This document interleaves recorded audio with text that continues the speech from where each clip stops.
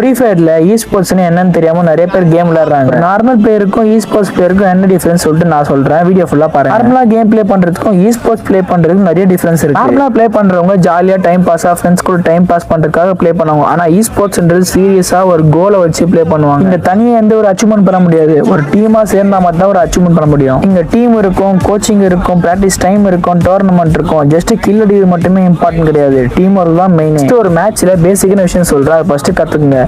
எந்த பிளேஸ்ல லேண்ட் பண்ணணும், எங்க ஃபைட் எடுக்கணும், எங்கெல்லாம் ஃபைட் எடுக்க கூடாது, எந்த இடத்துல ஜோன் ரொட்டேட் பண்ணணும், எங்கெல்லாம் பண்ணக்கூடாதுன்னு சொல்லிட்டு நிறைய விஷயம். அப்படி சொல்றேன்னா ஒரு சின்ன மிஸ்டேக்கால உங்க டீமே மொத்தமா வைப் அவுட் ஆகிறதுக்கு நிறைய வாய்ப்பு இருக்கு. ஒரு நல்ல டீமை ஃபார்ம் பண்ணி உங்களுக்கு ஏற்ற ஒரு கோஆர்டினேஷனை உருவாக்கிட்டு நல்ல ஒரு ஸ்போர்ட்ஸ் லீக் மேட்ச்ல போய் ப்ளே பண்ணி அங்க உங்க பர்ஃபார்மன்ஸை காட்டணும். அப்பதான் எதனா ஒரு ஸ்போர்ட்ஸ் கம்பெனி உங்களோட பர்ஃபார்மன்ஸ் பார்த்து உங்களுக்கு அந்த மாதிரி ஏற்ற ஸ்கில் இருந்துச்சுன்னா அவங்க ஸ்பான்சர் பண்றதுக்கு கண்டிப்பா ட்ரை பண்ணுவாங்க. அந்த யூஸ்ஃபுல் கண்டென்ட்லாம் உங்களுக்கு நிறைய தெரிஞ்சுக்கணும். பேஜை ஃபாலோ பண்ணி வச்சுக்கோங்க. அப்கமிங் டேஸ்ல இந்த மாதிரி நிறைய விஷயம் வந்துட்டே இருக்கு.